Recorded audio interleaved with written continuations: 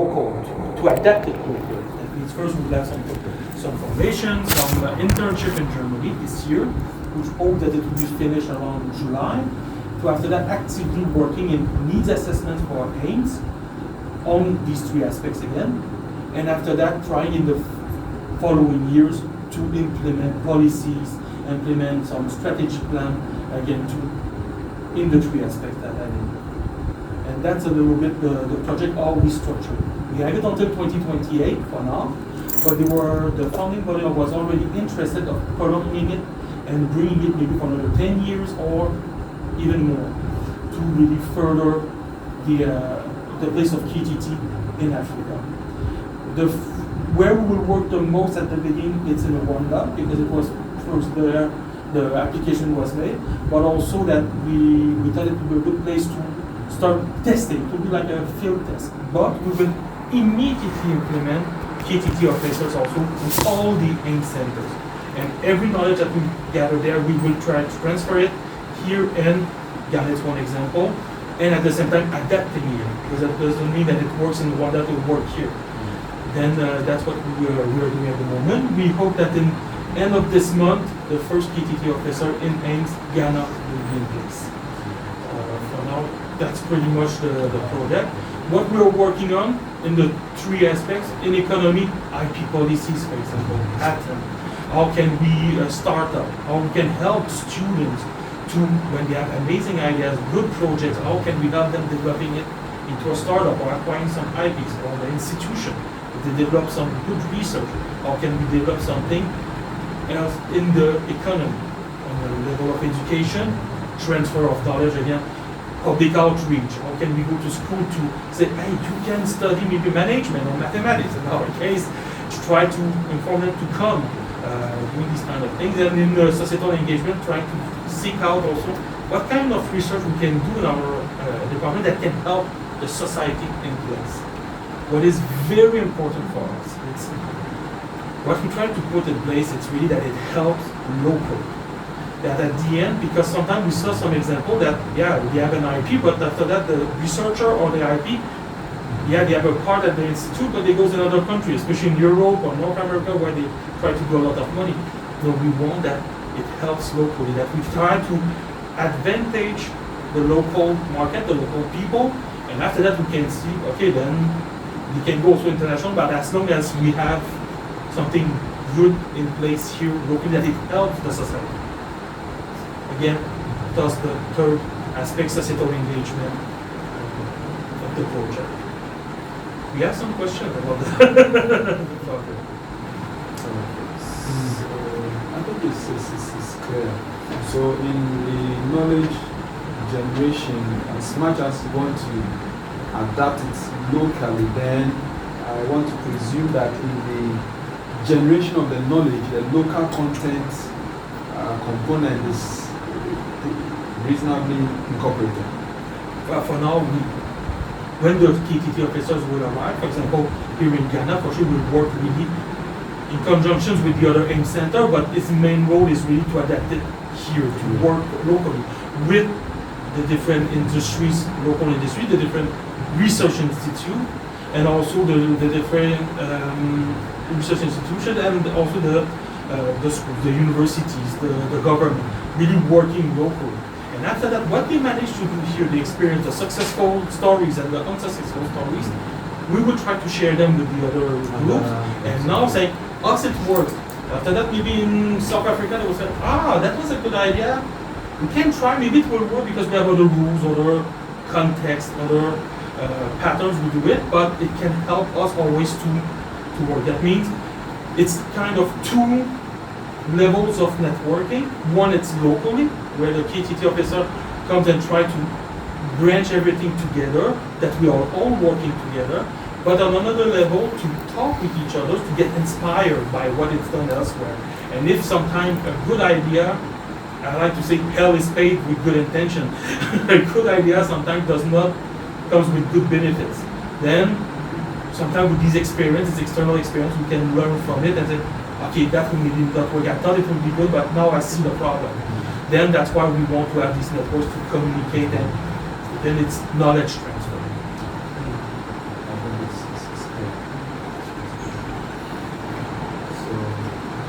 So, proceed. yes. Chatterton, you want to? No, well, I think you have explained really well how at least the details of the projects, and so I think for us now today, the main interest is Matt with him to see exactly how what he's doing, what kind of activity he has in place. And so let me relieve him of that pressure he has put on himself. He's not the only one who manages the place. I mean, it's a team of people who manage the place. I mean, he is one of our lead people that I'm involved. My former dean is involved. The HODs. There's a number of things we do in the University about entrepreneurship. Along the line, we'll brief you about all that we do in entrepreneurship. And when we get there, he coordinates it. So I don't want him to carry that burden. It gets a point then.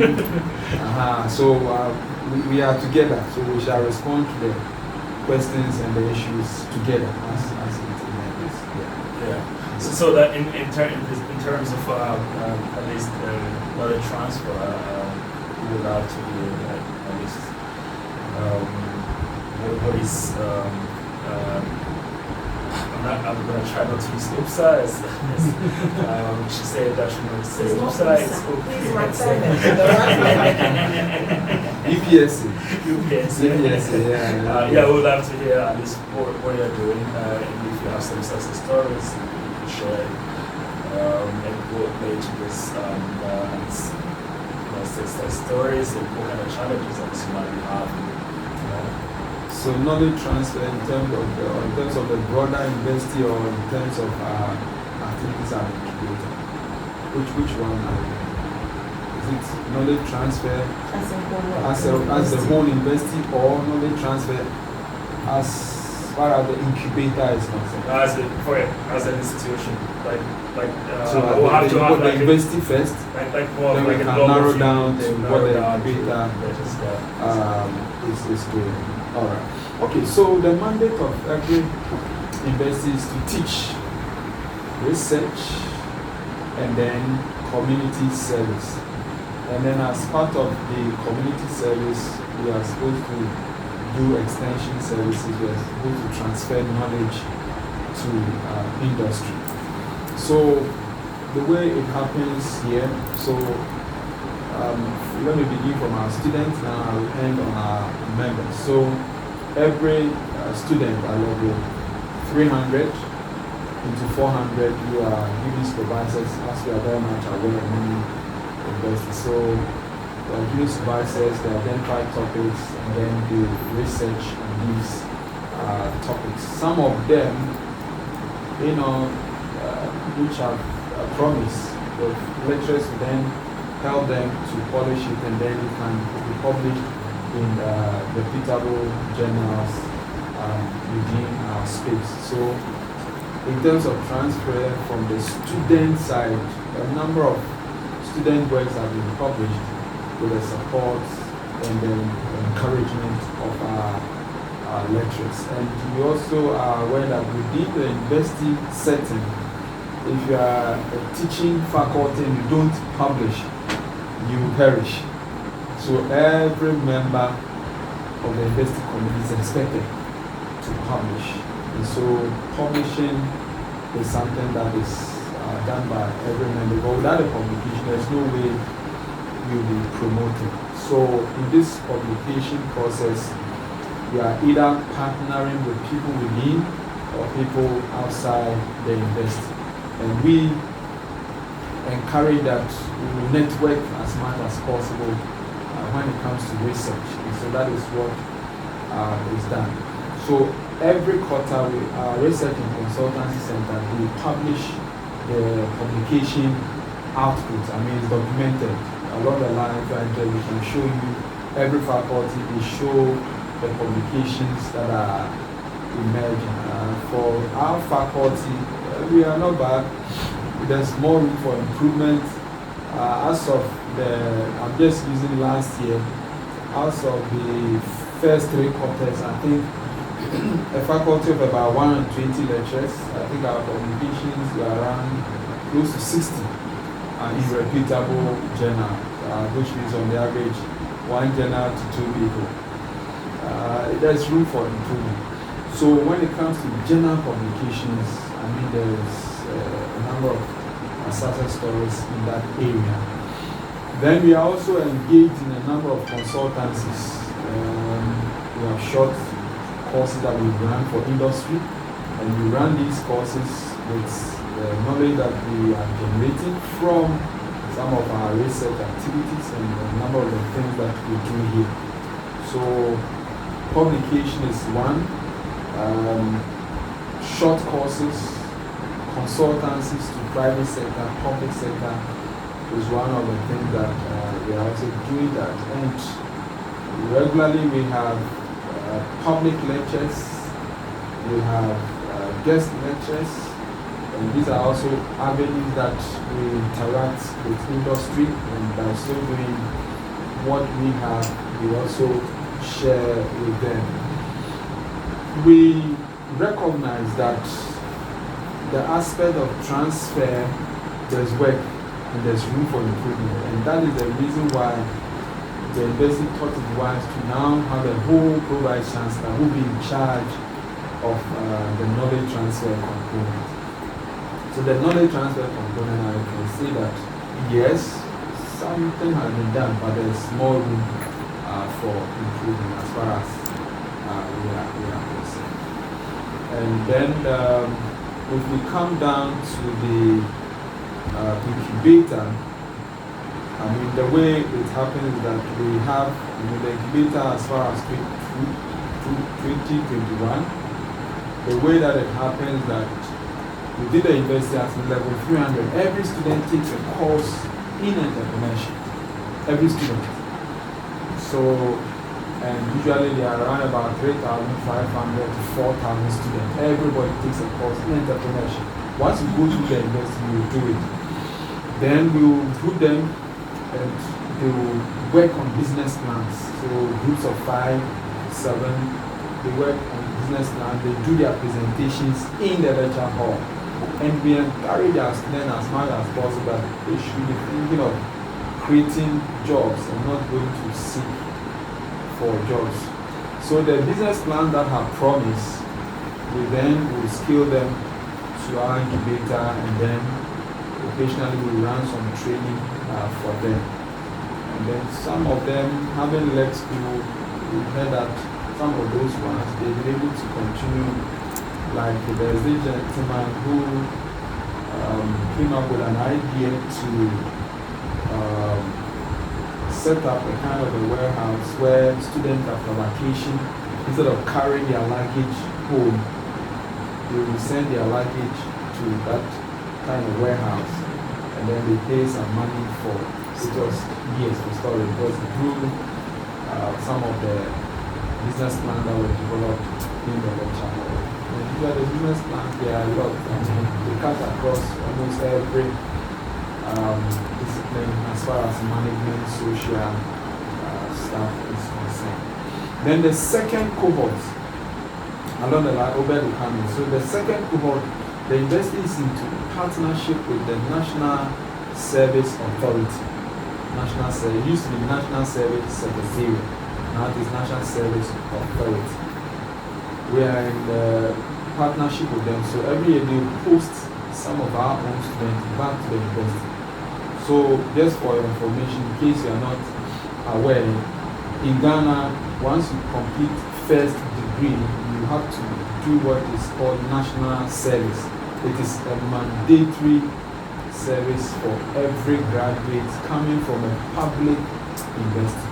It's mandatory. So the government then puts them to various places where there is need, and they go and offer their national service. And the government will give you some small allowance to keep you going. So as part of that process, then we said that they should post some of our own students back to our center. So they come and for 1 year, all they do is to work on their business plan.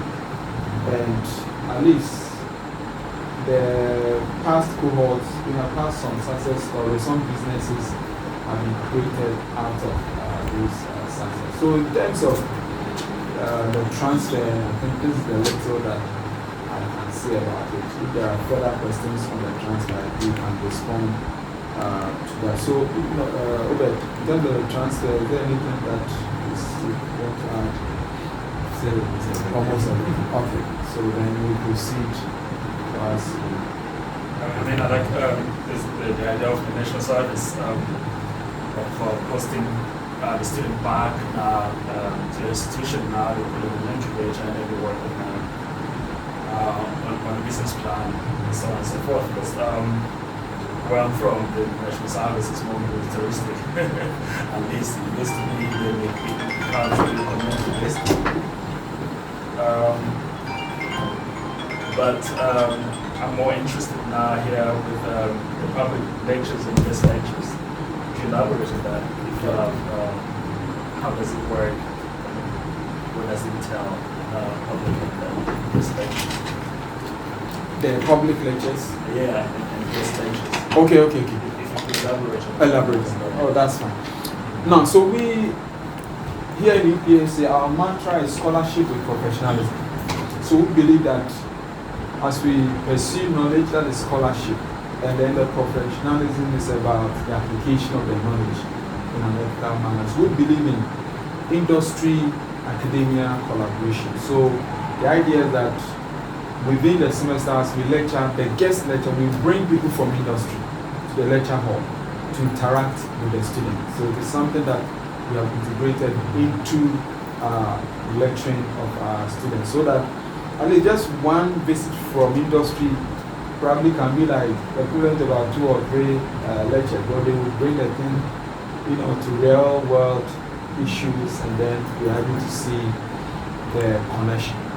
Then public lecture usually, is a formal assembly where we bring people who have really attained certain,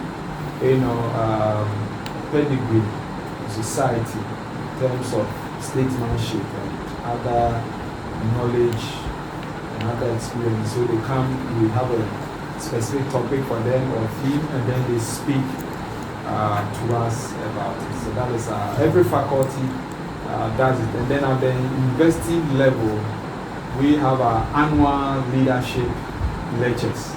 So the last one, I think, Right Honorable Obwati, who was the one who came to speak, and we've had a number of high-profile people coming to speak as such for us. And would this be open for the outsiders of the university? Yes, open.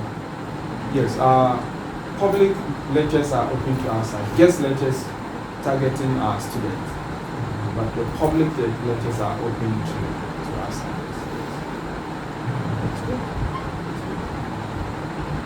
I hear some already great innovative that we also, initiatives already that we also talk in Copeland's about these guest lectures and things like this.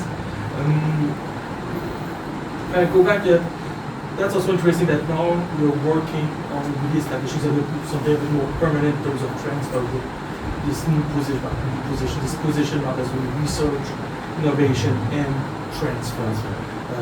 That's, I think, very good, very interesting. Because a little bit what we think that now, transfer, I think university did transfer since long. However, it was never really acknowledged as knowledge transfer, innovation transfer, technology transfer. And I think what we try to build here also, it's a form of, that's why we call them also scientists, officer and scientists, because we want that the field of transfer, it's not just something as a technique or practical, but it's also something we need to think, we need to theorize, we need to create methodology that we must work on. And I'm really happy to see also that there is now something that gets more formed here to that wants to work more towards this aspect. And for sure, my wish in the future that every institution can have these people, because I call them a little bit these facilitators. Because with professors at the university, they have really a lot to do. A lot to do. The research, administration, sometimes it's never ending. The research is also, like you just said before, publication, publish or perish. It's then after that telling them go doing public outreach, go transfer all your knowledge. It's good to have these people in place, and I hope that maybe our officer can talk also with this office. We can create this networking also between our institutions and see a little bit how the things are done in the future, and maybe establishing a communication line where we can see, okay, that you're doing like this, maybe we can also participate, maybe we can do things together, we can share knowledge. It's a little bit also our objective towards at least 2028 to start creating a society in Africa of transfer and bringing members not just from AIMS but from a bit everywhere that we can discuss how we can improve our situation and how we can do things. Because I think in every country around the world, especially in Africa, it can gain a lot in transferring and seeking that everything that is produced inside stay all over also inside.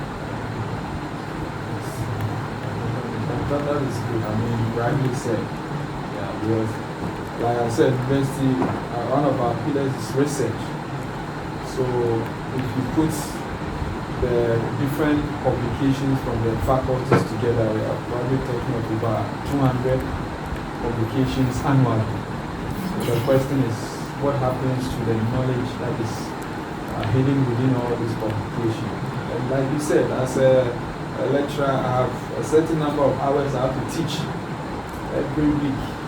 I'm expected to also publish, but without a publication I cannot be promoted. So if there isn't another strong push, then moving to the next level to really do some active transfer will be a challenge. But thankfully, we hope that with the coming on board of our Pro-Vice Chancellor, you offer leadership.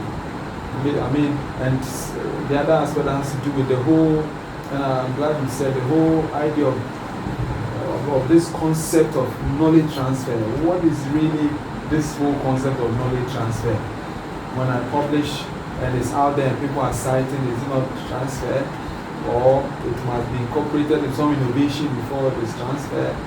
So we hope that with he coming on board, I mean, there will be clarity in these areas as far as our local context is concerned, so that we can do more transfer.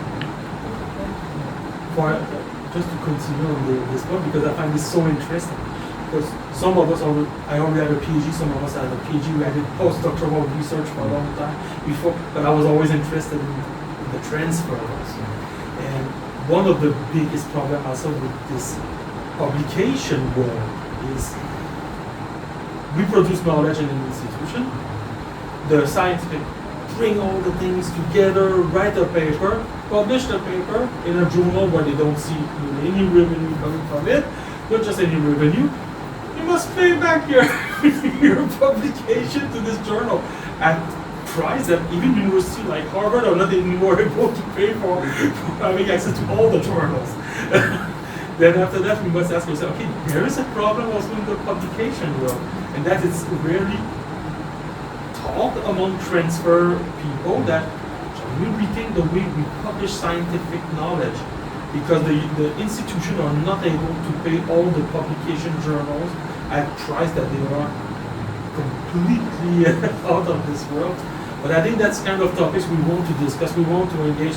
They do amazing publication, amazing research, but now we must pay millions per year for just having access to the journal where we publish inside, where we make them rich. That's kind of also, I think, more targeted towards really the academic institutions. Because when we talk with the industry, they don't see this aspect. But even for them, having access to this research, so a lot of them are not able to pay for some of these papers that are, it's exaggerated. So my paper being sold at €150 the article. I don't see one cent. And you'll also agree that if you look at the way scientific papers are conceptualized, and the fact that we want industry to be able to incorporate the knowledge in innovations, realize that there's still another, there's a gap. Because we need to bring it down to the appreciation and the level that the industry they can really work with. That is a whole dynamic. Yes, it's a whole space on its own.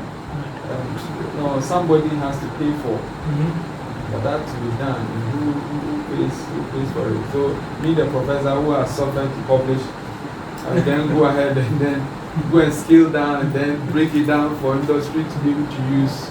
Who is going to pay for that? So it's a gap. So that's why I think when we have GTT officers or scientists who are already having a PhD in a field, sometimes they can also break down some of these things for the professor. Here's a publication, what can we work with? Okay, for sure after that KTT, when we have one or two KTT officers, they cannot break down all the papers of the university. But they can help maybe with the process. We have more and more new technology that can help with AI and things that could help. Can you just summarize me this in a few words here? And after that, working on building this, leaving the professor to, okay, we already prepared some PowerPoint or something, look at it, do you like it? Is it really where it goes? And after that, then you can go present it and try facilitating the work.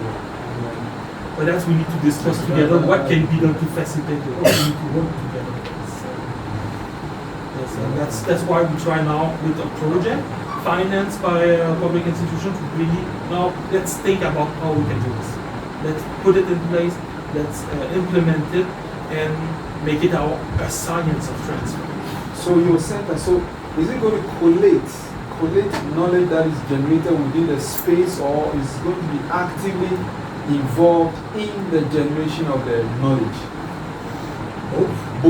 Both, because I see that we can collect knowledge. For example, we will do interviews to know a little bit what is as a need assessment. Or also one of the big problems that I'm seeing right now is people don't understand what transfer means. A lot of people will just stop at, but it's only public outreach or IP policies or startup, but we can go way further than this. There's many ways of doing transfer, many ways of thinking it. Then we try to see what is the general understanding of transfer, then we collect data, and after that we reevaluate our work, how we should do it differently. And we inform also by publishing what can be done. Then that's a way of collecting data. We are not necessarily collecting all the publications that are done together, scientific publication, that is scientific community in its own respective field. But in the field of KTT, we do this. We collect, we do literature assessment, and we look at everything. But what we do, however, is we try to think, okay, in terms of transfer, we collect data to improve the way we do things. But at the same time, we try to generate data. That's why we will test some policies, test some methodology that we have, and trying to seek out a little bit what we can do better, always to improve our methods. And that I think it's never ending because the society changes. The needs are changing constantly. Then we will try to adapt it. So in meeting the needs, is it more demand driven or supply driven? Where does the balance? Very management. I think when we do a need assessment, if I go back to the third mission, in each category, economy, education, and societal engagement, it will not be always the same thing as supply and demands, because sometimes people don't know they need something. People don't know they need something, and we need to do some assessment. In economy, IP's assessment, for example, that now we go to startup, we go to industries, we check what we can be done, we do some research there. But for example, in societal engagement, it's good to have other point of view. Yeah, the industry can help also there, but what on the side of the government, also ethnographic studies can help, also sociological studies, the social science can help also to pinpoint things that maybe the society don't realize from the forefront, but that needs to be worked behind that can help another situation. And also, that's for example, in mathematics, we have great people working their science, but I work for a long time between natural science and social science. I was really at the fringe of both.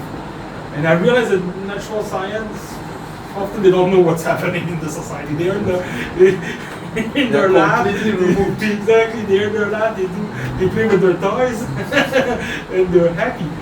However, that's where I think also the transfer can come up and come and say, we have data that in the society right now, what it's pushing, what it's needed, it's XYZ after a study. Maybe we should think about what kind of, we can inspire some student with maybe project that they could do and help people. Small example, in Germany right now, the big question is about cybersecurity. They talk always about the data protection. Then in mathematics, they have some people who work with theory numbers and they would like to work in cybersecurity in that case. But then we can think, hey, but now we can trade also startup from this. We can help with some needs and that's it. So, talking about transfer, so within the university we have expert groupings. So that, I mean, the university has expert groupings, because once in a while I have the media contacting the university that they want an expert in this particular area to speak on a particular issue. So we have that database with the university so that whoever falls within there, the person will be invited into space. One of the means that I think that we are also, transferring knowledge. And we have the radio stations, we have the television stations. Very often we have our members, on various programs on these radio stations. Recently, I think last week myself, I published an article on Ghana Web. It was on illegal mining. Just trying to share my thoughts about illegal mining on Ghana Web. So we have low-hanging, avenues that members are taking advantage of to share knowledge with.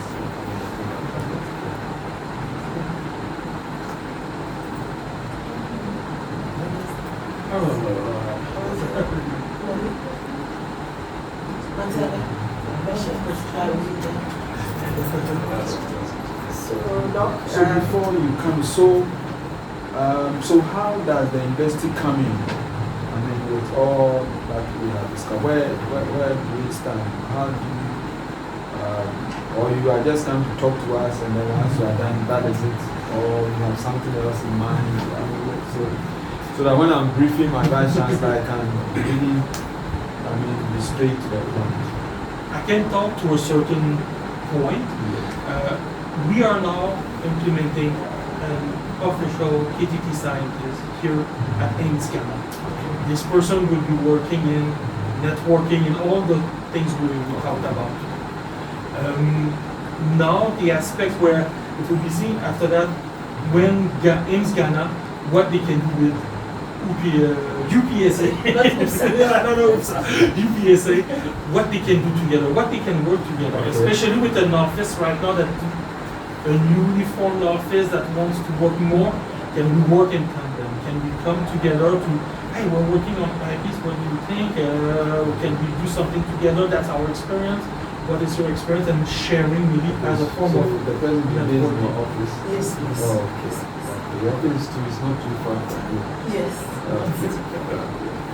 No, and I think after that would be more personal to talk about this, about Ames Ghana, because I don't want to overspeak to their intention and their plans, but I think the KTT officer, however, is really there also to network, and it will be something to come and create a line of communications also between different institutions, and I hope she would be one of these institutions. Also, like to already mentioned about the incubator. Yes.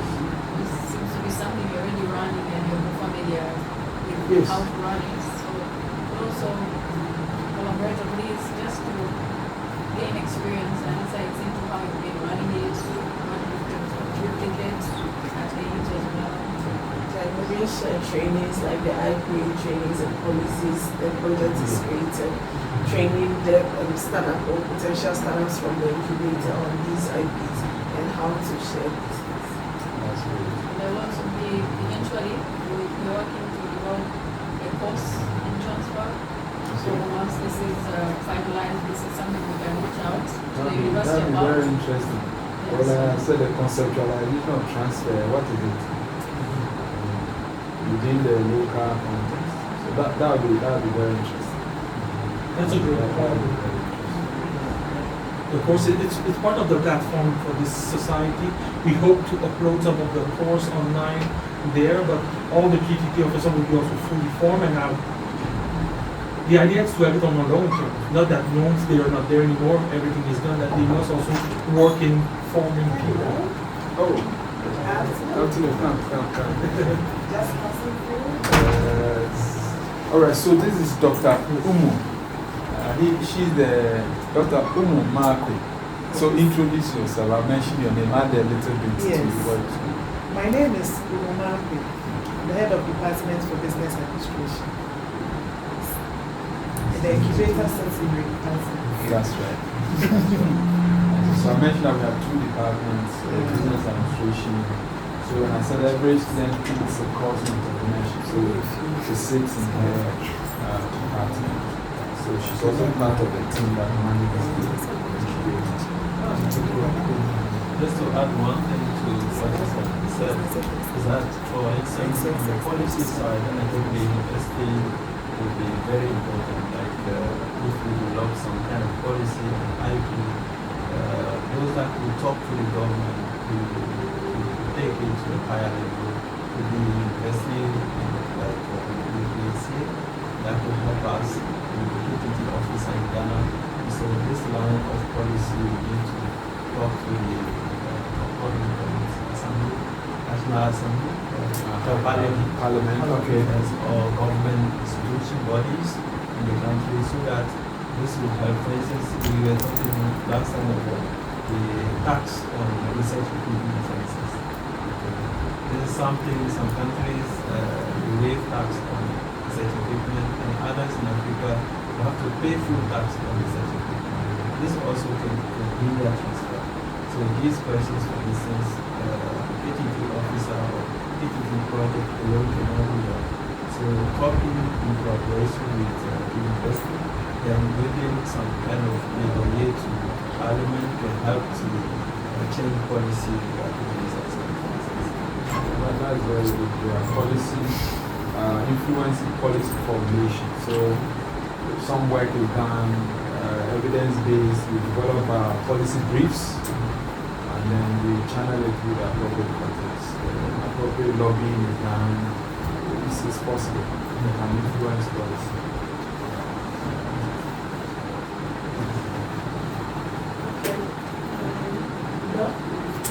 Sorry, I was going to end. But thank you very much for the insight and accepting us. Says the one we go in touch with you if it's possible, helpful.